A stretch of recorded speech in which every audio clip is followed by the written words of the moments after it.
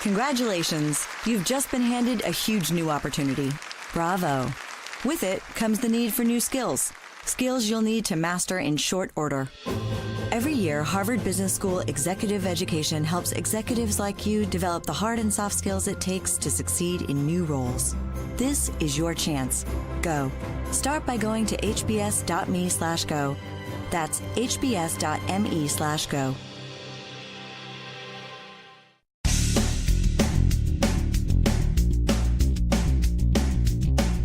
This is episode 1311 of No BS Job Search Advice Radio. I'm Jeff Altman, the Big Game Hunter, and welcome.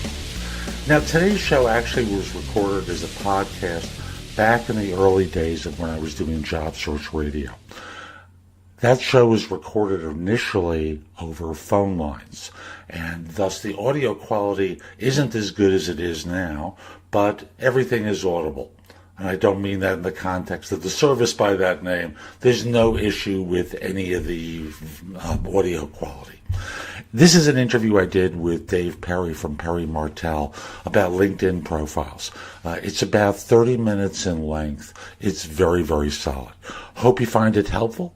Hope you give it a great review at Apple Podcasts. And let's just go into the show, okay?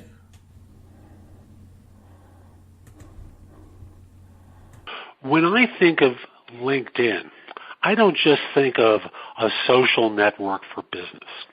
I tend to think of the most important vehicle that professionals, non-professional labor has in order to find work. You see, to me, the person who gets ahead isn't always the smartest. They don't always work the hardest, although those are great qualities to have. I tend to think of the person who gets ahead is the one who remains alert to opportunity. Sometimes that's internal to an organization, but more often than not, it's external. And today we're going to be talking with David Perry, who's the head headhunter for Perry Martell International. He's negotiated more than $200 million in salaries and completed more than 1,000 recruiting projects on 3 continents. He has a bachelor's from McGill and is the author or co-author of 5 books, including his most recent, Guerrilla Marketing for Job Hunters 3.0. David, welcome to Job Search Radio. Good morning, Jeff. Thank you very much for having me. Pleased to be here. You're very welcome. I'm thrilled to have you on the show. You know, like I was saying, people need to be alert to opportunities, and that translates for me as not just simply when they might need to find a job, but when, just being open to other opportunities while they might still be happy in an organization. And that requires being found. And LinkedIn is probably the most important place to be found by recruiters, both corporate and third party. Yet people make a lot of mistakes working with LinkedIn. I'm sure you see that all the time. Every day. What sort of things do you see that people do wrong with their LinkedIn profiles and how they use LinkedIn?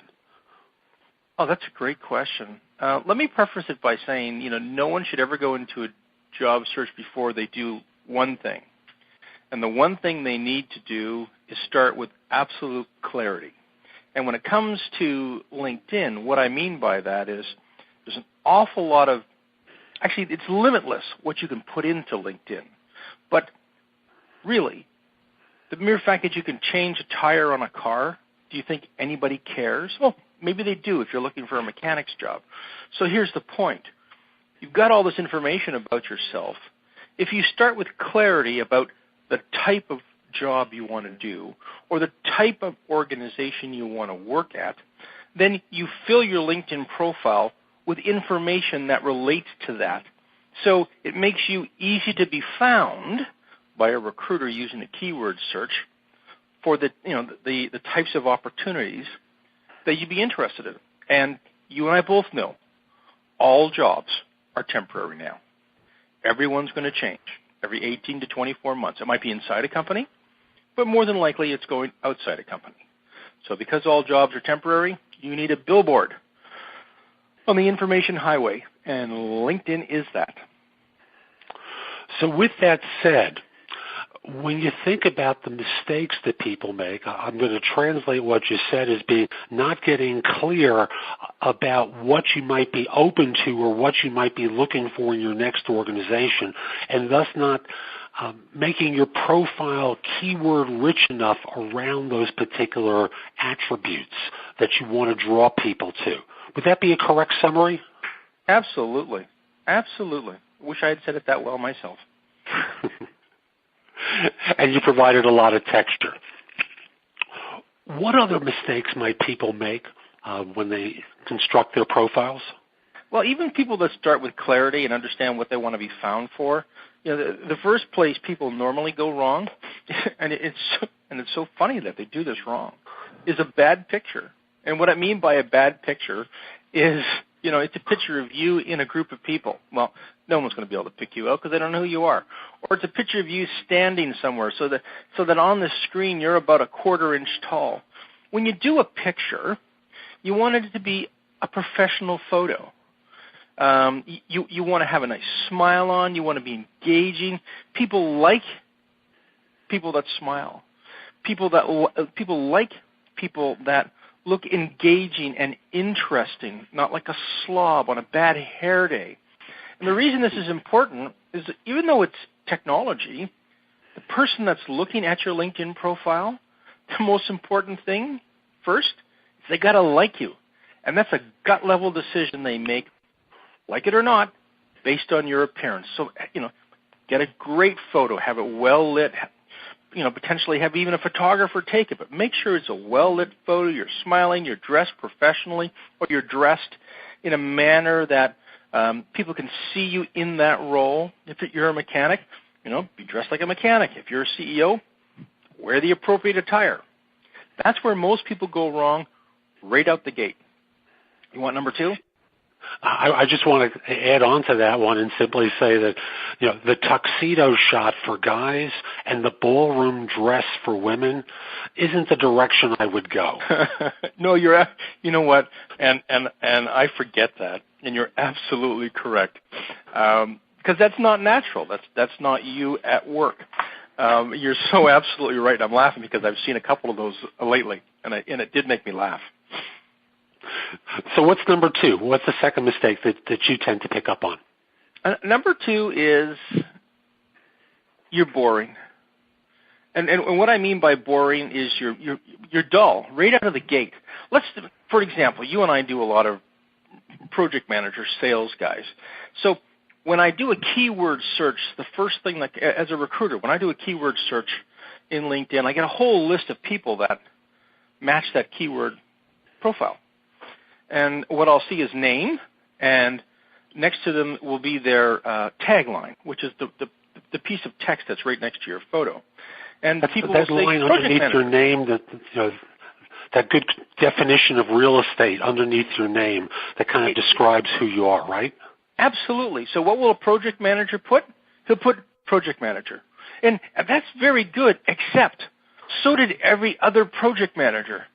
So how do you differentiate yourself? I'm looking for a project manager in New York, and I do a search. I'm going to get, like 4,000 or 5,000 results. And poor recruiter's looking at this. How can he tell you're any better than anybody else? Because it's just a list that says name, project manager, all the way down the list. Well, if you take your tagline, which is that part just after your name, as you said, and you put something compelling like a question, ask me how I saved my employer $100,000, or ask me how I finished a project in 1/3 of the time. Those kinds of questions are compelling because they actually look at the results that people would be looking for someone to produce if they were a project manager. And if you put that into your title or your tagline, all of a sudden, all the other 400 say project managers, yours says, ask me how I did, boom. And you stick out like a sore thumb, or in this case, you stick out like a 4-leaf clover. That kind of reminds me of an interview that I did for a previous show with a gentleman named Hal Klegman, who told me that the biggest mistake that people make with their resumes is that they they kind of sound like job descriptions instead of talking about accomplishments and defining accomplishments by metrics like earned more, earned such and such, saved such and such, increased or decreased, as a way of defining the success that you had in the organization, not just simply talking about role and responsibilities. Correct, Jeff. And everybody every recruiter knows what a project manager does. You don't have to tell us what your responsibilities and duties were, because that's just saying, hey, you're an idiot. You don't know what I do. Tell us what you accomplished. It's like your resume. It's like, and you go for an interview, as a project manager or anything, nobody has ever asked you, so what were your duties and responsibilities as a project manager? It doesn't happen. They're interested in what you did for that employer to push the cause forward. And we both know employers are interested in one or all three of only three things. Can you make me money? Can you save me money? Can you increase my efficiency? That's it. Until they actually get to know you and meet you, they don't care about anything else. So you have to deliver the with them. What's in it for me? With them. And for employers, it's here's what's in it for you. So tell them what's in it for them in the summary of your LinkedIn profile by using the accomplishments that you know they're going to be interested in because they're relevant to the job you're looking for. That's great, David. And I want to cover one or two more mistakes that people make with their profiles, if you have that, and then talk about a profile that we discussed last week where you helped this CEO really beef up his search and get great results. So let me just pause and come back to mistakes. What else do you see that people don't do correctly? Well, they don't take advantage of all of the different types of file formats that you can use inside LinkedIn. For example, when we were kids, and we've been doing this, like I'm 53, so I've been doing it since kindergarten, right? Kindergarten, the most important thing, the most interesting part of my day for me and everybody else in the class was show and tell, right? Because it got us out of cut and paste. So show and tell. You can use rich media. It's called rich media. So you can add photos and videos and web links in your LinkedIn profile. And very few people do that. It's a bland, boring job description of what they're responsible for. Throw that out. Use accomplishments and add some photos, if you've got them, that are relevant. Photos of a project you did, photos of a product you produced, you worked on, whatever. Videos, same sort of thing. You can add a white paper. If you're a writer, you can add a white paper. All of these things add depth and texture to who you are as an individual. And all LinkedIn really is your first interview. Recruiters will go and look at someone's LinkedIn profile well before they'll call them in for a first interview. So if you consider LinkedIn your first interview, what is it that you would like an interviewer to know about you that would make them want to meet you and find out more? So if you look at LinkedIn as the movie trailer for your life or your career, what are the most interesting scenes from your career that you could put into your movie trailer if you look at your LinkedIn profile that way? Think about that, what would be most interesting for an employer, and go and get that kind of material and weave it into your profile. And when I think of that, David, I think of the summary area as a beautiful spot on the LinkedIn profile to really demonstrate that. So I know recently I made some changes to my profile in order to bring in more video there, to be clear about the kind of searches that I've done, where they've been geographically, to give people a way to contact me, and a few more things that really distinguish me from the typical search professional that they might find on LinkedIn. And it's right there. It's the first field, and I know how few people really take advantage of all that space that LinkedIn provides them with in order to really promote themselves effectively for a reader. Correct. I actually noted that down, and of course now I'm going to go and compare my profile to your profile and pick. Well, this is what it's all about, right? And exactly right. And pick up some pointers. And there's a great example. Why do people Why do people insist on inventing things from scratch? And what I mean by that is a lot of people that I know get stuck on their LinkedIn profile because they just don't know what to say. They don't know what's interesting. Well, instead of getting stuck, why don't they take the title of the position they're looking for, put it in LinkedIn's search box, and see who comes up first? Ooh, why do they come up first? Because they have designed their profile to come up first, just like Google, like a Google search, right? Of course. 50 pizza outlets in the city. Well, one of them is going to come up first because they've done their search engine optimization correctly. And that sounds like it's hard. It's not. So when people get stuck, what they really need to do is go and take a look at other people's profiles and see how they've constructed them and construct them in a similar manner. And one of the things that people can realize in addition to that is that there are signals that you get along the way if you pay attention to them, that your profile just isn't working for you. And that is the notices that LinkedIn sends to you about the numbers of people and who has looked at your profile. If you're getting 1 or 2 hits a week or a month, there's something wrong with your profile, and you got to fix it. Correct. And to add to that, Jeff, if you're getting people looking at your profile that have nothing to do with the industry you're trying to target, you've done something wrong. And you got to step back and analyze that. And the easiest way to do that is go back to what I just said. Throw the title of the job you're looking for in and see what the other person's doing.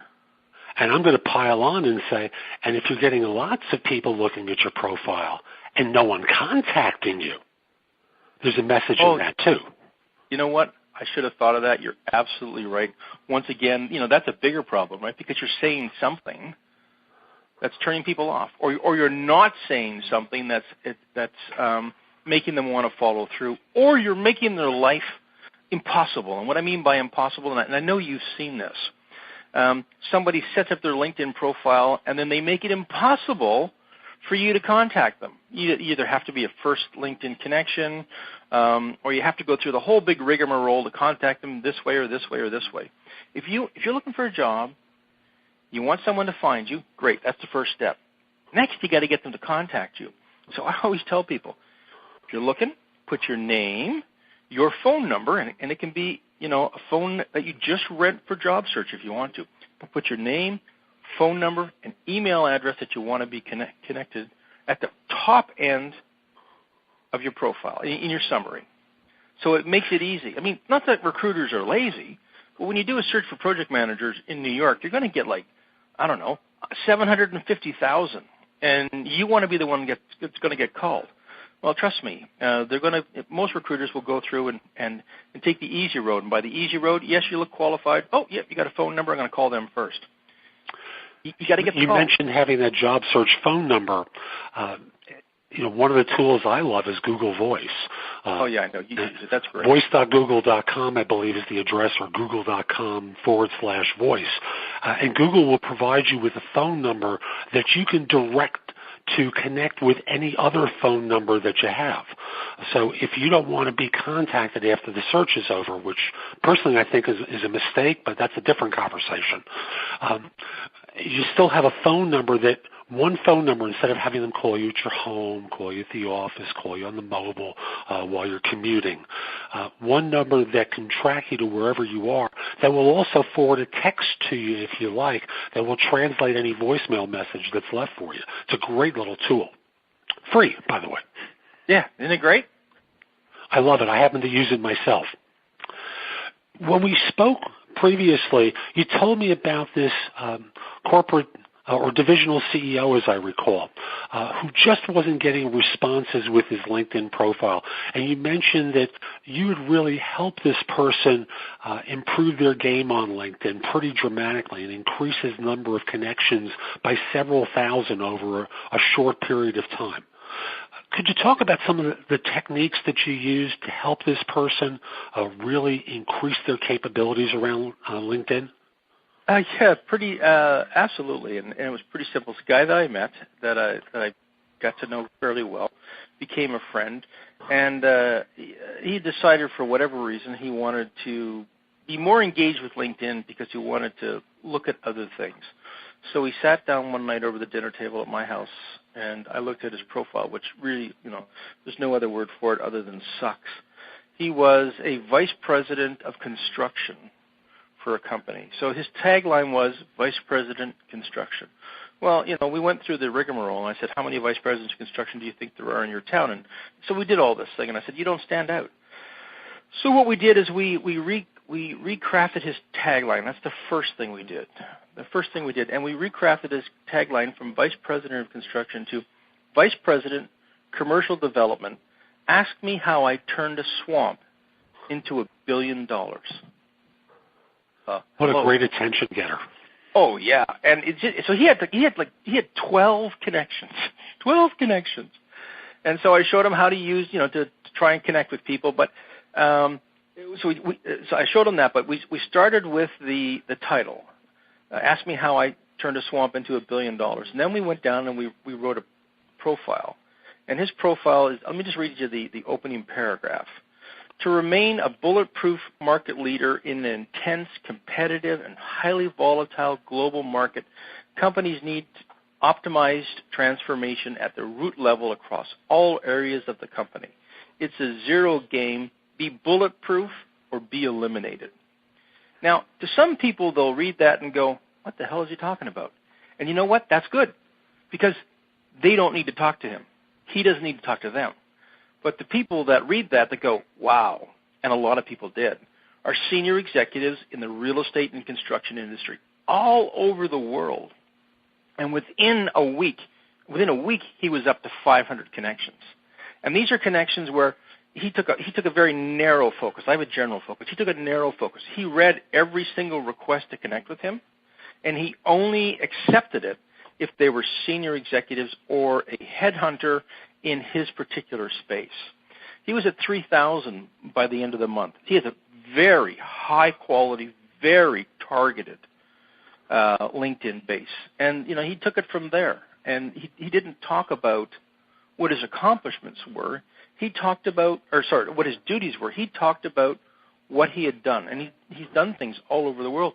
And he ended up with, interest and offers from India, Spain, many of them here in North America, one in Mexico, one in Brazil, all for senior executives in either construction or real estate. And he's accepted a new job a couple weeks ago, and he's accepted the president of the Western Division of a $25 billion real estate conglomerate. Now here's the most interesting thing. He's currently VP construction of a, call it $50 million company. $50 million company. But he's built companies from the ground up that went as large as $250 million.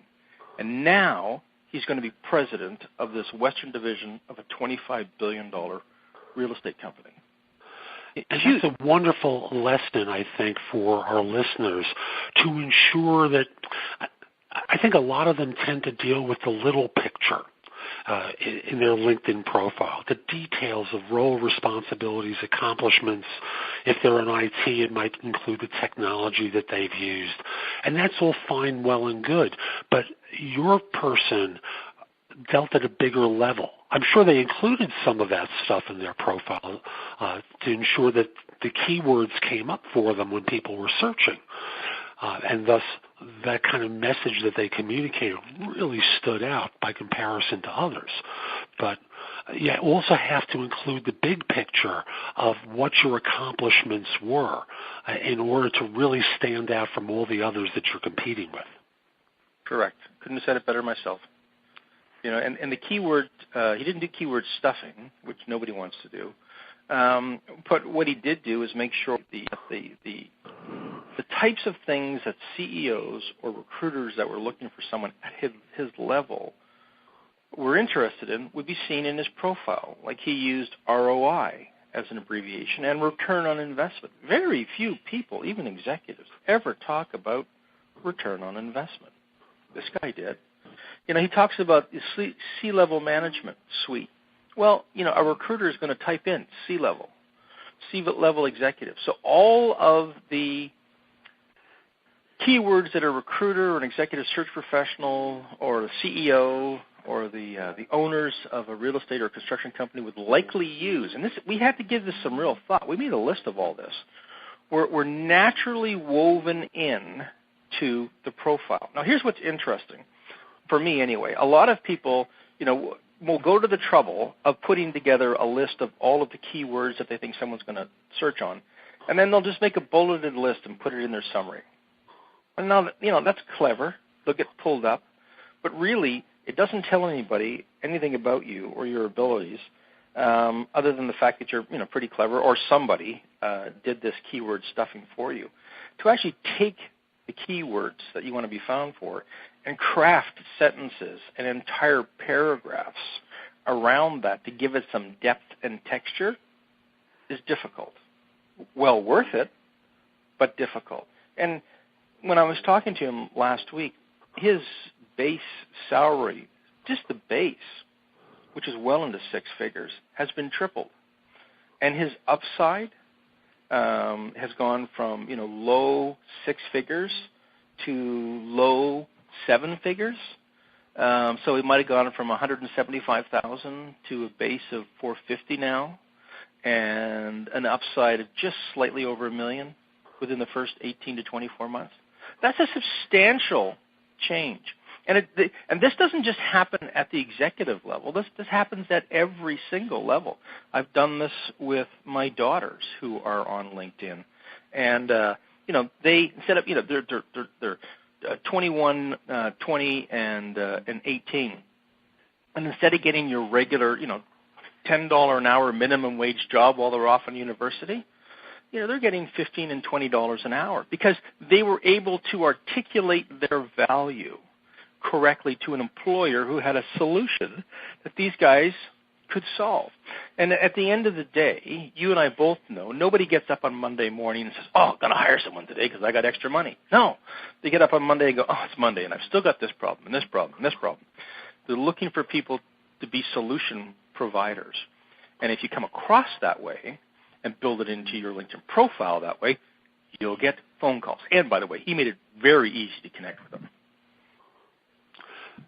Beautiful story. And thus, for our listeners, I just want to remind all of you that these are strategies that work whether you're aggressively looking for a job today or passively open to something in the future, which you really need to do, because as David said so well, jobs, unfortunately, in the modern era are temporary, whether they call them permanent or not.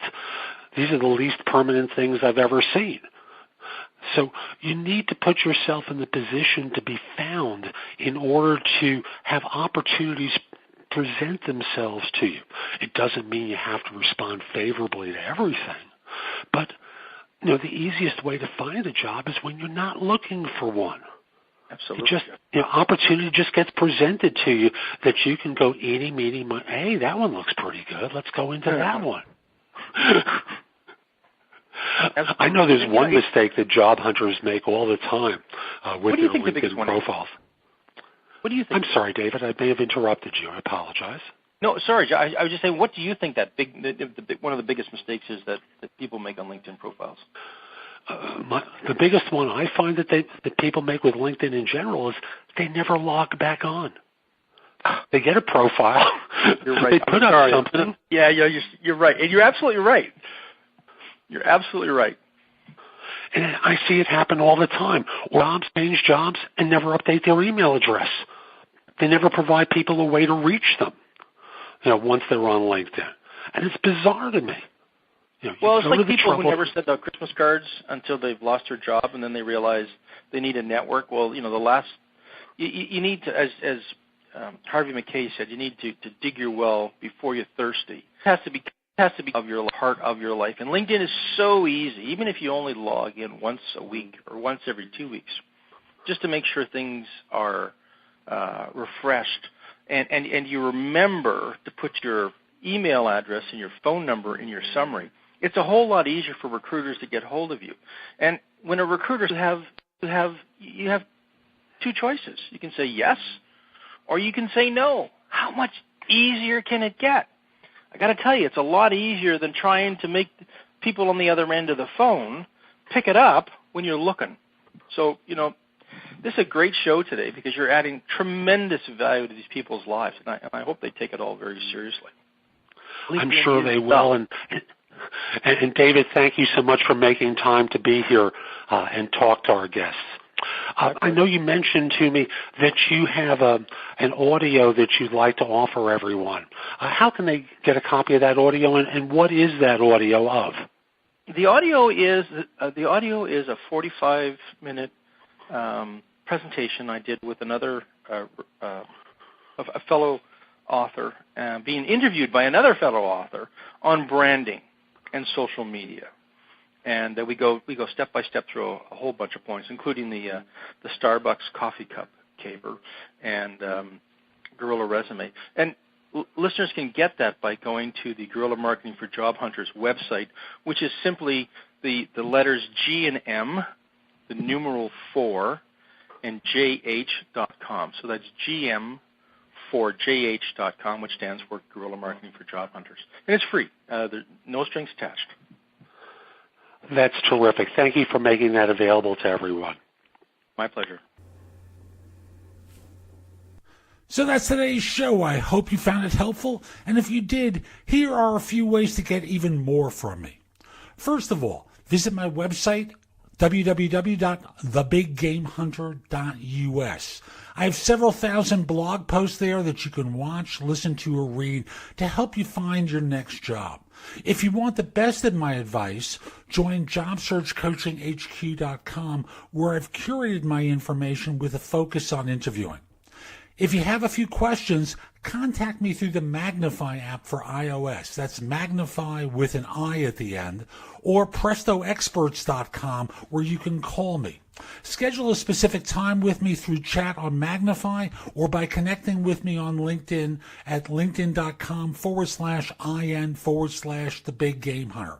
Once we're connected on LinkedIn, you can message me about coaching you, speaking with me about a resume or LinkedIn profile critique, help with a salary negotiation, my trusted advisor services, as well as scheduling me for Magnify or for PrestoExperts.com. Like you, I don't work for free. You can also take my classes on Skillshare and become a premium member using the link in the show notes and receive 2 months for free instead of just the one that the site offers. Skillshare offers thousands of courses, not just simply mine. It is a great resource in a variety of different areas.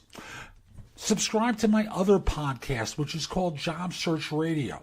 This one is number 1 in Apple Podcasts. Job Search Radio is number 2. Subscribe to both. You will get great information 7 days a week from this show, 6 days a week from the other. Lastly, I want to encourage you to join my group on Facebook called Career Angles. It's free to the first 500 people who join and is focused on helping you do better at work. Information is shared daily, and we're building a supportive group there to provide advice and counsel during difficult times. Again, the group on Facebook is called Career Angles. I'll be back tomorrow with more. In the meantime, have a great day. Be great!